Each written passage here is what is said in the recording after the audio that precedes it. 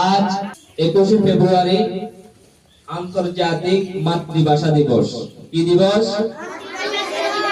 আন্তর্জাতিক মাতৃভাষা দিবস। আজকের এই দিবসটি তথা এই দিনটি জাতীয় জীবনে একটি স্মরণীয় দিন। বিদিন স্মরণীয় দিন। রাষ্ট্রভাষা বাংলা যে হয়েছে, এটা অনেক সংগ্রামের একটি ফসল। কিসের ফসল? সংগ্রামের ফসল। এই ভাষার আন্দোলনে অনেক মর্দে মুজাহিদ, অনেক নওজোয়ান নিজের বুকের তাজা রক্ত ঢেলে দিয়ে দেশের জন্য শহীদ হয়েছে। কি হয়েছে? শহীদ হয়েছে। আমাদের ভাষা হচ্ছে বাংলা। বাংলা ভাষাকে আমাদের জন্য স্বীকৃতি না দিয়ে তারা আমাদেরকে উর্দু ভাষাটা চাপিয়ে দিচ্ছিল।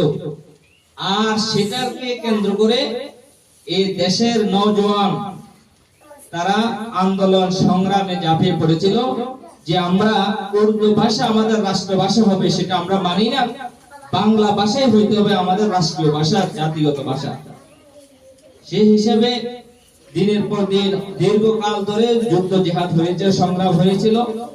এক পর্যায়ে 1952 সালের 21শে ফেব্রুয়ারি এই বাংলা ভাষা এটা স্বীকৃত হয়েছে। তাই সেদিন থেকে নিয়ে আজ পর্যন্ত এই 21শে ফেব্রুয়ারি এটা আমাদের জাতীয় জীবনে একটি স্মরণীয় দিন।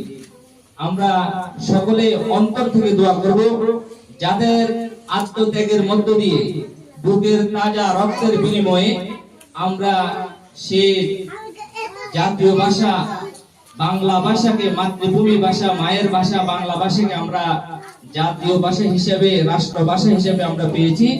আল্লাহ তাআলা প্রত্যেককে শহীদি মর্তবা দান করুন। আমিন।